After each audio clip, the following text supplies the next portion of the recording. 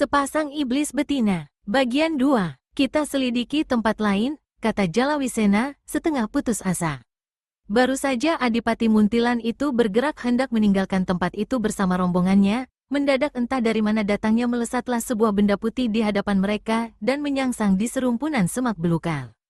Jalawisena cepat mengambil benda itu, yang ternyata adalah segulungan kertas.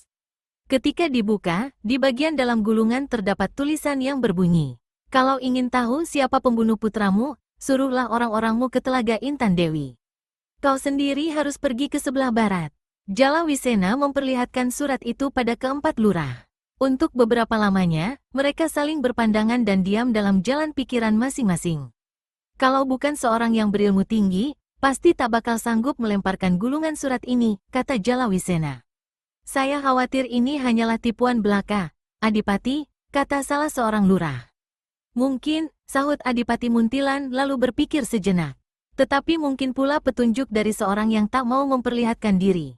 Dan setelah menimbang lebih dalam, akhirnya laki-laki itu memutuskan untuk mengikuti petunjuk dalam surat tersebut. Keempat lurah itu beserta pembantunya disuruhnya pergi ke jurusan telaga, sedang dia sendiri menuju ke barat. Menuju ke bagian barat berarti meninggalkan kaki-kaki bukit dan masuk kembali ke hutan Bintaran sebelah timur.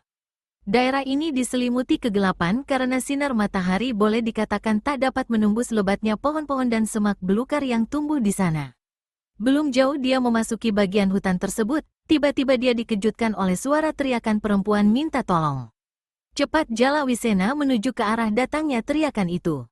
Seorang dara jelita berpakaian kuning dilihatnya terhampar di bawah sebatang pohon besar.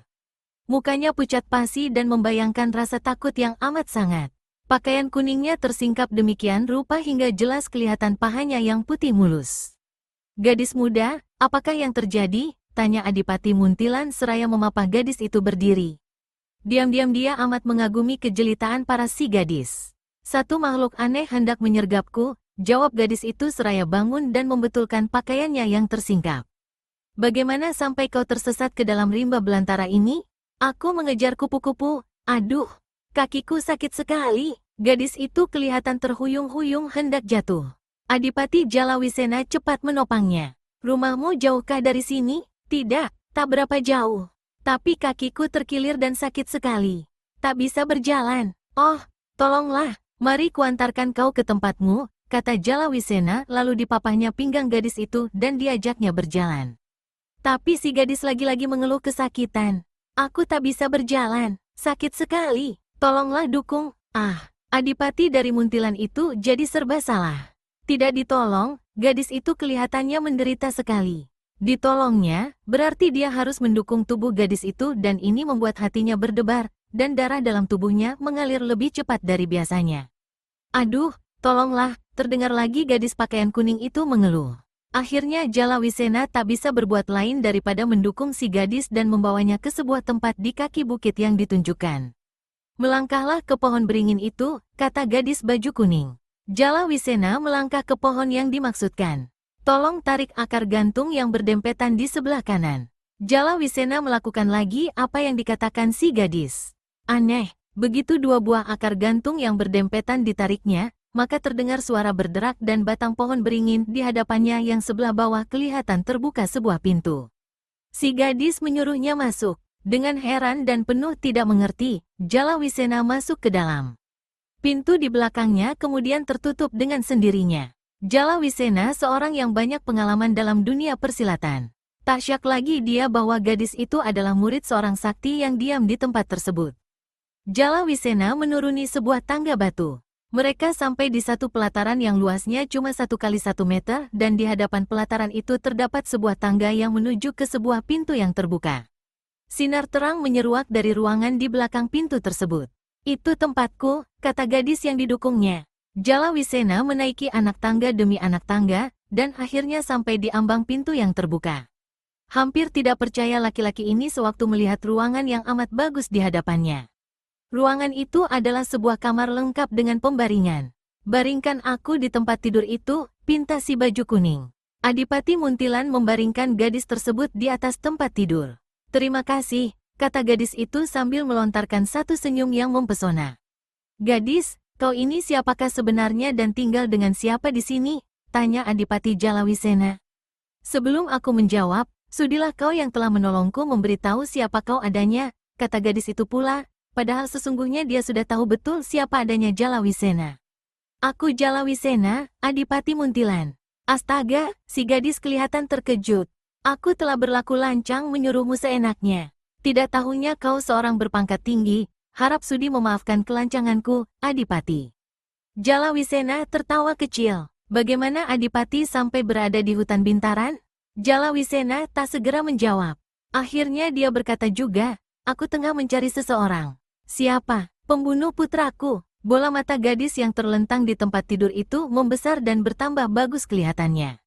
Bau apakah ini? Tanya Jalawisena sewaktu hidungnya dihambur bau harum semerbak. Dia memandang berkeliling karena dirasakannya kamar itu bertambah suram dari sewaktu mula-mula dia memasukinya. Pandangannya sampai pada sebuah lampu aneh yang terbuat dari kayu yang ditancapkan ke dinding kamar. Duduklah di tepi tempat tidur ini, Adipati. Jalawisesa memalingkan kepalanya. Terima kasih, katanya. Aku harus pergi sekarang. Kenapa terburu-buru? Aku berjanji akan membantu mencari pembunuh putramu.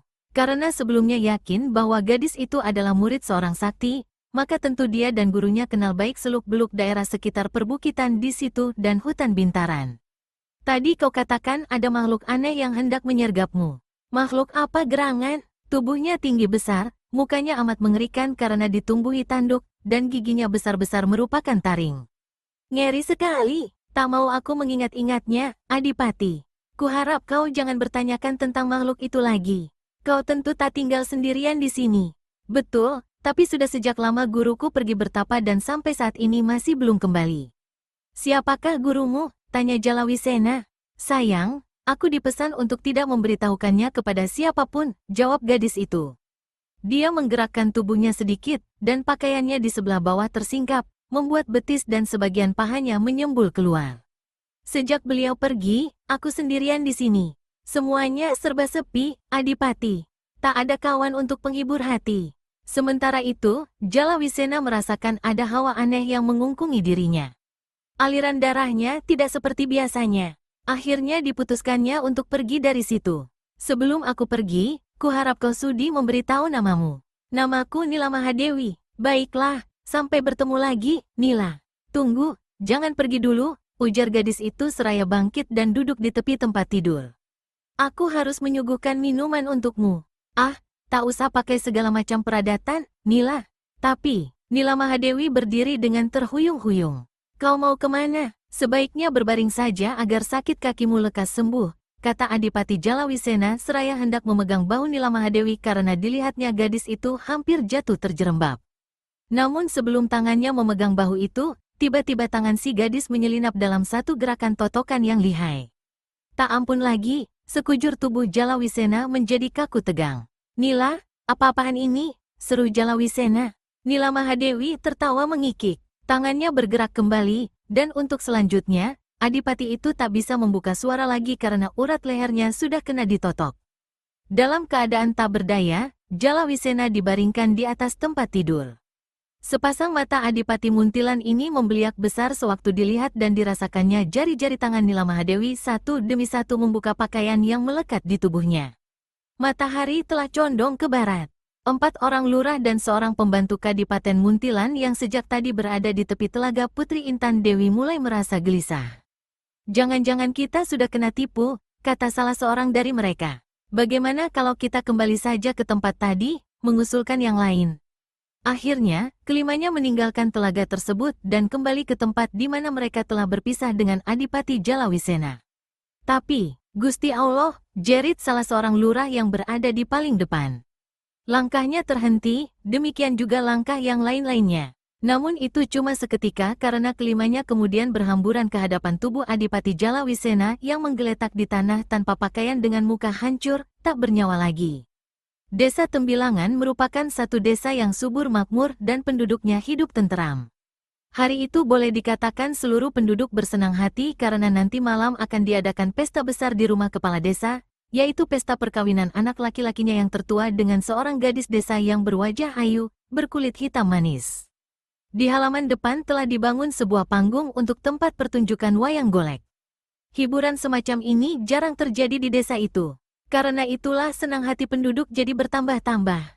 Meski pertunjukan itu beberapa jam lagi baru akan dimulai, tapi telah banyak orang terutama anak-anak yang berkumpul di sekitar panggung. Kira-kira sepeminuman teh sesudah beduk maghrib ditabuh orang, maka kelihatanlah penduduk desa Tembilangan dan desa-desa tetangga datang berbondong-bondong menghadiri pesta perkawinan itu. Tak ada seorang tamu pun yang tak memuji kecantikan pengantin perempuan. Dan tak ada seorang tamu pun yang tidak merasa kagum akan kegagahan wajah pengantin laki-laki. Seperti pinang dibelah dua, 1 bulan 1 matahari, demikianlah orang-orang memberikan perumpamaan. Sementara itu, di atas panggung, Ki Dalang telah mulai menjalankan tugasnya. Malam itu sengaja dipilihnya cerita pewayangan yang termasyhur, yaitu cerita Baratayuda. Semua orang menonton dengan penuh perhatian. Semakin larut malam, semakin asyik cerita yang dibawakan oleh Ki Dalang. Suasana tegang terjadi sewaktu Werkudara atau yang dikenal dengan panggilan Bima, yaitu salah seorang dari 5 bersaudara Pandawa, muncul ke tengah kancah perang saudara itu, berhadapan dengan tokoh Kurawa yang tak asing lagi, yakni Duryudana atau Suyudana.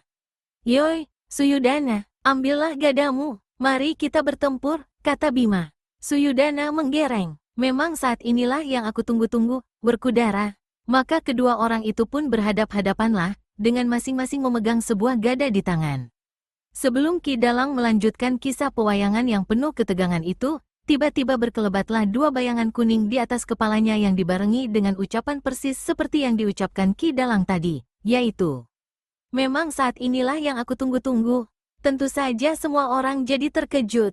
Ki Dalang menghentikan penuturannya. Semua memandang ke hadapan panggung di mana berdiri 2 orang dara berbaju kuning yang parasnya cantik sekali. Untuk sejenak lamanya, suasana sunyi sepi yang tidak enak. "Ah, tamu-tamu dari manakah yang datang dengan menirukan ucapanku?" bertanya Ki Dalang. Salah seorang dara berpakaian kuning tertawa panjang, sedang yang satu lagi beliakan matanya dan membentak, "Tutup mulutmu. Kami tak ada urusan dengan kau." Kebo Pamenang, kepala desa yang mengadakan pesta perkawinan, berdiri dari kursinya dan melangkah ke hadapan dara-dara jelita itu. "Gadis-gadis cantik, siapa gerangan kalian? Mengapa datang dengan cara begini rupa?" "Kebo Pamenang, kau kembalilah ke tempatmu. Kami tak punya urusan dengan kau," si dara yang di samping kanan menjawab. Tentu saja ucapan itu membuat merah parasnya si kepala desa. Apalagi dara itu tadi terang-terangan menyebut namanya seenaknya saja padahal dia telah berusia lebih dari 60. "Ada urusan atau tidak, nyatanya kau dan kawanmu telah mengganggu jalannya pesta perkawinan ini," kata Kebo Pamenang pula. "Oh, begitu, ya, dan karena aku juga merasa tak ada urusan dengan kalian berdua, kuharap kalian suka angkat kaki dari sini." Kedua gadis itu tertawa panjang-panjang. "Ketahuilah, kami berdua utusan orang-orang Kurawa, datang ke sini untuk mengambil pengantin laki-laki. Jangan membanyol tak karuan di sini," sentak Kebo Pamenang.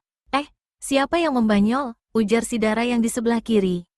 "Dengar, ini bukan perjamuannya orang-orang gila. Pergilah dari sini, mulutmu keliwat sembrono, Kebo Pamenang. Aku Nila Mahadewi akan memberi sedikit pelajaran padamu." Abis berkata begitu, entah kapan tangannya bergerak tahu-tahu. Plaakek. Sebuah tamparan menghantam mulut si kepala desa hingga bibirnya pecah dan sebuah giginya tanggal. "Gadis keparat," teriak Kebo Pamenang marah bukan main. Tangan kanannya yang membentuk tinju laksana kilat dipukulkan ke batok kepala Nila Mahadewi. "Tua bangka tolol, pergilah ke atas panggung sana," seru Nila Mahadewi. Kedua tangannya digerakkan ke muka. Begitu lengan si kepala desa berhasil ditangkapnya, terus diputar dan sesaat kemudian tubuh kepala desa itu benar-benar dilempar melayang ke atas panggung, melabrak sebagian wayang-wayang golek, lalu terus menubruk Ki Dalang hingga suasana di atas panggung jadi hiruk centang perentang. Semua orang kaget bukan main. Beberapa di antaranya ada yang maju ke muka untuk memberi hajaran pada gadis-gadis yang berani berlaku kurang ajar itu. Tapi, apa yang hendak mereka lakukan itu tidak kesampaian. Sebaliknya, mereka menjadi tambah kaget bukan main karena saat itu kedua gadis berpakaian kuning tadi sudah tidak ada. Dan lebih-lebih kaget lagi karena pengantin laki-laki pun lenyap dari pelaminan, sedang pengantin perempuan tampak menjerit-jerit. "Kalian mau bawa kemana aku?" tanya pemuda yang dilarikan itu. Tubuhnya berada di atas bahu kiri Nila Maharani dan dalam keadaan tertotok. Namanya Mahesa Munggul. Dialah pemuda yang menjadi menantu kepala desa Kebo Pamenang yang kini dilarikan oleh Nila Maharani dan adiknya. Jangan khawatir, kau tak akan kehilangan masa pengantin barumu, Mahesa Munggul. Aku tak kenal kau, dari mana kau tahu namaku? Apa maksudmu melarikan diriku? Nila Maharani tertawa. Kau tidak mengenal aku, itu tidak perlu. Malam pengantin baru kelak bakal kau temui bersamaku. Kembali Nila Maharani hendak tertawa, tapi tak jadi karena adiknya memotong dengan ilmu penyusupan suara, kakakku. Jangan bicara terlalu ceroboh seperti itu. Apa maksud malam pengantin baru bersamamu itu? Kembali Mahesa Munggul mengajukan pertanyaan. Meskipun dirinya dipanggul oleh seorang dara jelita serta ucapan dara itu bisa membuat hati seorang pemuda bergelora, tapi saat itu Mahesa Munggul merasa sangat tidak enak. Sudahlah, kau jangan banyak tanya, kata Nila Maharani pula. Tak lama kemudian, Mahesa Munggul melihat dirinya dibawa masuk menyeruak sebuah semak belukar. Dia heran sekali karena sesudah itu ternyata dia memasuki sebuah ruangan yang diterangi dengan sebuah pelita aneh.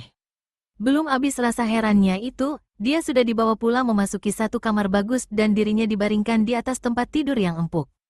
Bau harum yang aneh dan merangsang menabur hidung pemuda itu. Dilihatnya api pelita di dalam ruangan bertambah kecil, sedang bau harum yang merangsang makin bertambah-tambah. Lepaskan totokan di tubuhku, Mahesa Munggul berkata dengan suara keras. Dia merasa heran, kemana perginya dara baju kuning yang satu lagi.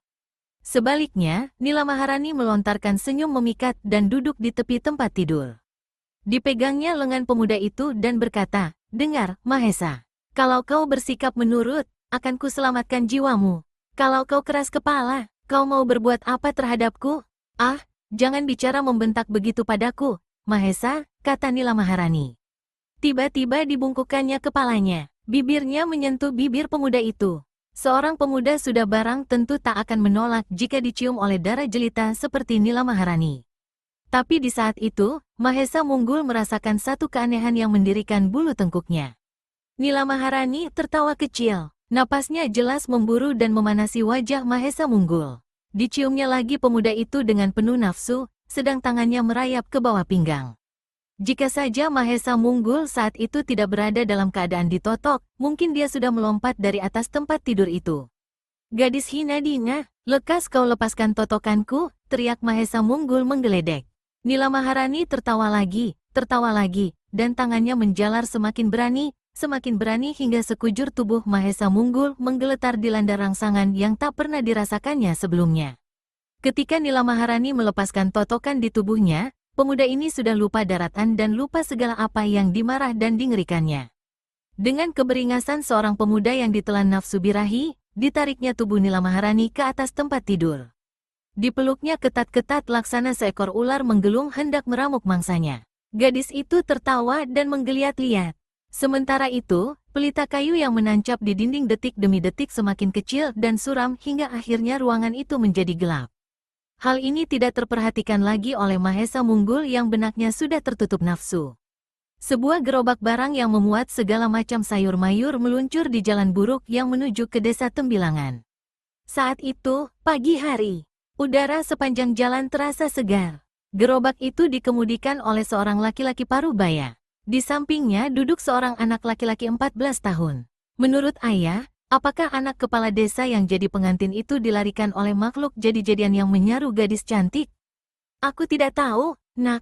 Tapi apa yang terjadi ini benar-benar luar biasa. Sejak malam tadi, seluruh penduduk ikut membantu mencari Mahesa Munggul, dan sampai pagi ini, pemuda itu masih belum berhasil ditemukan. Kemungkinan, jangan-jangan dia sudah dibunuh, ayah. Hus. Mulutmu enak saja bicara begitu, kata ayah si anak. Tapi baru saja dia berkata demikian, tiba-tiba kuda penarik gerobak yang dikemudikannya meringkik keras dan menaikkan kedua kaki depannya hingga gerobak sayur itu hampir saja terbalik bersama isi-isinya. Laki-laki pengemudi gerobak dan anaknya melompat dari atas gerobak. Di tengah jalan, beberapa langkah di hadapan mereka tergelimpang sesosok tubuh laki-laki yang tidak mengenakan pakaian barang selembar benang pun. Sekujur tubuhnya penuh dengan benjat-benjut bekas pukulan. Dengan langkah gemetar, pengemudi gerobak sayur itu mendekati sesosok tubuh di tengah jalan itu. Meski sebagian besar muka orang yang terhantar di tengah jalan itu rusak serta dilumuri darah, tapi pengemudi gerobak masih bisa mengenali siapa dia adanya.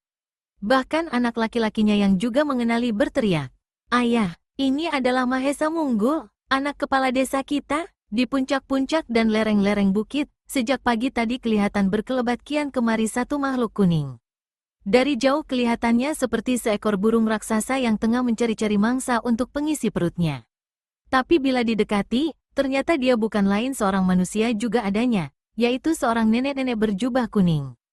Dengan mengandalkan ilmu meringankan tubuh serta ilmu larinya yang hebat, dia berkelebat kian kemari seolah-olah ada sesuatu yang sedang diselidiki dan dicarinya. Dengan terbungkuk-bungkuk, dia berdiri di puncak sebuah bukit yang paling tinggi, lalu memandang berkeliling. Heran, katanya dalam hati. Seluruh bukit, bahkan sampai ke hutan bintaran telah kuselidiki.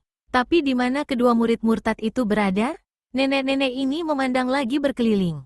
Matanya yang hampir putih dan kabur itu lebih tajam dari mata seekor burung elang. Tapi ketajaman yang dimilikinya kali ini tak berdaya untuk menjalankan tugasnya. Sampai rembang petang, bahkan sampai matahari tenggelam dan siang berganti malam, nenek-nenek itu masih juga berkelebat kian kemari. Namun, akhirnya dia tahu apa yang dilakukannya itu adalah sia-sia belaka.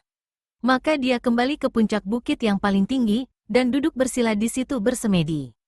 Sewaktu bintang gumintang mulai bersembulan di angkasa raya, sewaktu rembulan tampak memunculkan dirinya di langit biru, maka dari puncak bukit yang paling tinggi itu terdengarlah suara nyanyian yang menggema ke seluruh penjuru, bahkan menyejak masuk ke dalam hutan bintaran, membuat burung-burung hantu yang tadinya mengeluarkan suara yang menegakkan bulu roma kini diam gelisah. Seluruh perbukitan dan hutan belantara, seluruh kepekatan malam serta siuran angin dingin, telah dicengkam oleh suara nyanyian itu. Hidup sebatang kara, penuh sedih dan derita, tapi punya dua murid murtad celaka. Lebih sedih, lebih derita. Diam sebentar, terdengar suatu helaan napas panjang, lalu untuk kedua kalinya kembali terdengar suara nyanyian itu. Hidup sebatang kara, penuh sedih dan derita, tapi punya dua murid murtad celaka. Lebih sedih, lebih derita. Dari pagi sampai malam, 8 penjuru sudah kuperiksa, entah di mana mereka berada. Namun aku tak putus asa. Yang salah, yang jahat dan kotor, pasti akan musnah, karena isi dunia ini punya Tuhan yang kuasa. Kalau kini belum bertemu, kelak nanti akan kutemu, kebenaran akan datang, hukum akan jatuh. Namun masih ada satu jalan. Jika dua murid murtad datang minta ampun, hukuman Tuhan pasti akan lebih ringan. Demikianlah sampai larut malam, suara nyanyian itu masih juga terus terdengar dari puncak bukit, diulang-ulang dari baris pertama sampai baris terakhir. Menjelang dini hari, di sebuah tempat rahasia di salah satu bukit, dua orang gadis berpakaian kuning duduk saling pandang. Mereka adalah Nila Maharani dan adiknya Nila Mahadewi. Aku yakin suara nyanyian yang bergema sejak permulaan malam tadi adalah suara guru. Bagaimana pendapatmu? Apa yang harus kita lakukan? Bertanya Nila Mahadewi kepada kakaknya. Nila Maharani merenung sejenak. Lalu katanya, kita tunggu saja. Lambat laun dia tentu akan letih sendiri dan pergi meninggalkan tempat ini. Sang adik menggeleng. Kita sama tahu sifat guru, katanya. Sekali dia melakukan sesuatu, sampai kapanpun tak akan dihentikannya sebelum berhasil. Dia tak tahu tempat rahasia kita ini. Tapi aku yakin sekali bahwa dia sudah mengetahui kalau kita diami di daerah berbukit-bukit ini. Sampai berapa lama kita bisa menunggu di sini? Sampai mati kelaparan karena kehabisan makanan?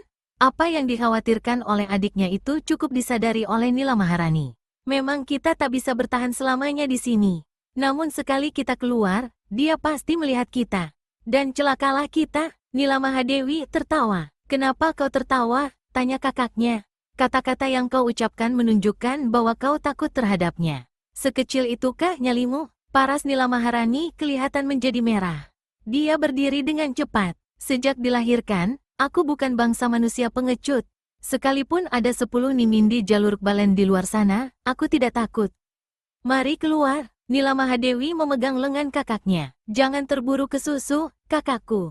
Kita tunggu sampai matahari terbit. Selagi di luar gelap, siapa tahu kita bisa lolos, kata Nila Maharani pula. Ah, lagi-lagi kau menunjukkan kepengecutanmu. Sudah, diam. Baik, aku akan turuti ucapanmu, bentak Nila Maharani. Sementara itu, di luar sana masih terdengar terus suara nyanyian. Hidup sebatang kara, penuh sedih dan derita.